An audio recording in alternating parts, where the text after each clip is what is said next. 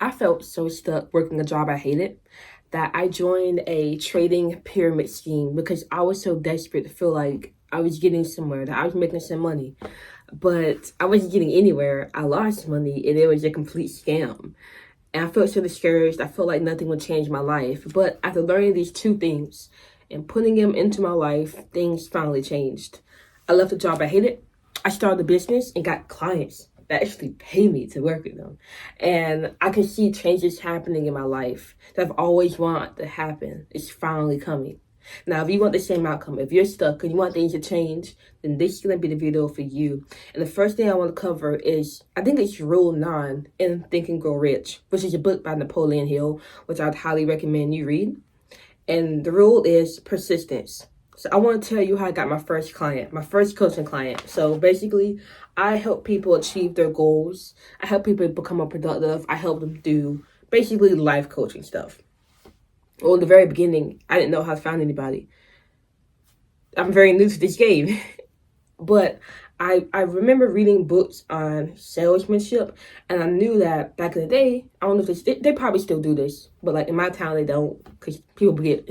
But people walk up, knock on the door, hey, do you want to buy this? They get no. They go to the other door, hey, you want to buy this? And it's over and over and over again. They would just get no's, no's, no's until they got the yes. So I'm thinking, I might as well do the same. I don't know how to find clients otherwise, because I wasn't really deep into the online game yet. I was trying like Facebook ads, but that wasn't really doing nothing. So I said, bet. Everybody I see in person, everybody I talk to, I'm going to ask them, do you have goals? Do you need help reaching them? I can help you. So that's what I did for 3 months straight. And it was easy for me to ask a lot of people because the job I was working at the time, I had to go to a lot of events and talk to people to spread the message of the guy I was working for. Little did he know, I was trying to spread my message too. And so I got so many no's. A lot of people confused, didn't even know what I was talking about. I got people who did say yeah, but they led me on and it was really nothing. And it was discouraging. I mean, you hear no's all the time and it doesn't seem like anybody will buy into what you're trying to offer. It can get very discouraging. But I kept asking anybody and everybody.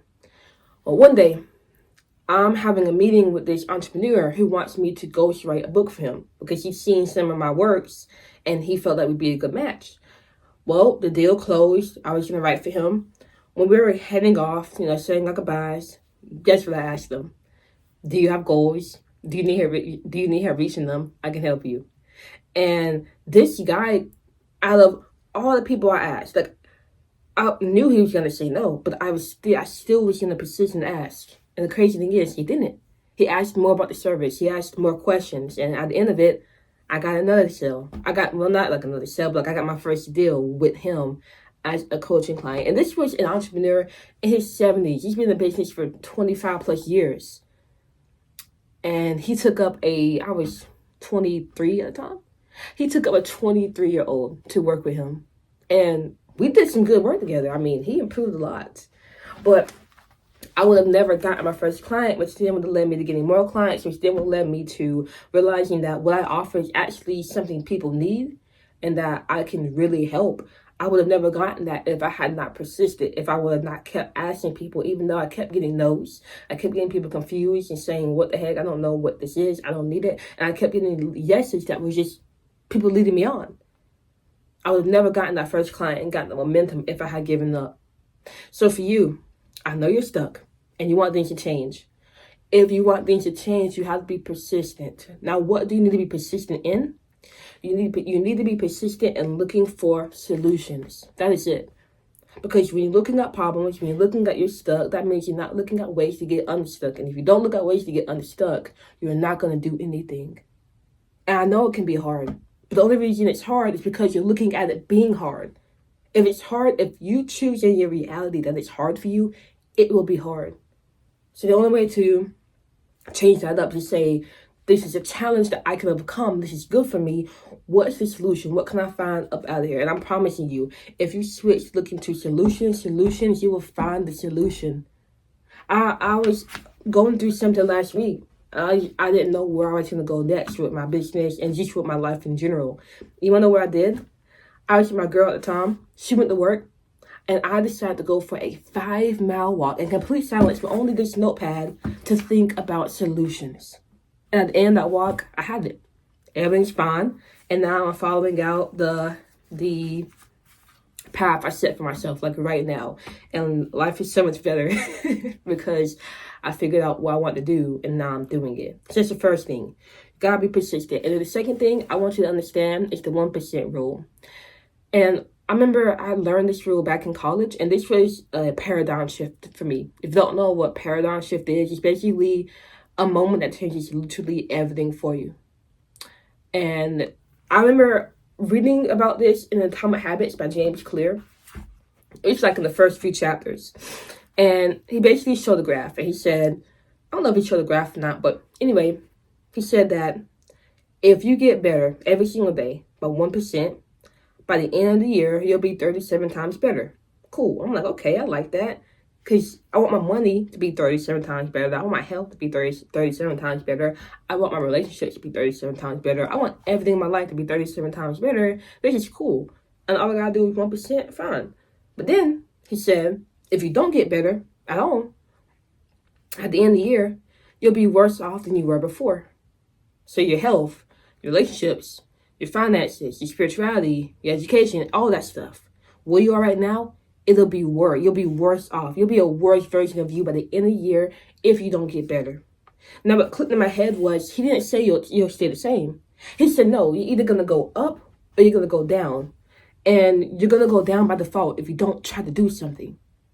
And when I learned that rule, I was like, well, I don't want my life to get any worse than it is. I want my life to be on a path of continuous improvement, of growth. And it's not hard to do it. All I gotta do is 1%. 1% is easy as heck. And I bring this up to you because I want you to understand that I know you're stuck.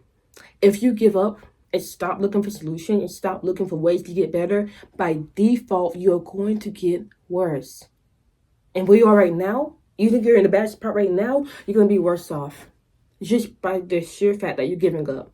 And as soon as you give up, that's when your life goes downhill because you're no longer putting in the effort to find ways to get better, to improve. So you don't really have a choice in the matter. You're stuck right now. But that will change if you try to get 1% better. So what does that look like for you? How can you get 1% better? Literally find one thing you can do to get better. Depending on your situation. Now, you got to think about this. I don't know what you're going through right now. I can find out if you click the link in my bio and we have a one-on-one conversation. But if you don't do that, then this is work you got to do on yourself. You have to self-reflect. So what's one thing you can do? For me, in the very beginning, I was undisciplined. I was lazy. I wasn't consistent with anything. I wasn't even writing at the time. So I told myself, based on where I was, the one thing I could do, I picked two things, but they were to keep my carpet clean and to keep my butter full of water. And that is what led me to where I am right now. And I know it's insignificant, but that's the point. It's the insignificant small things you do that makes the biggest changes in your life.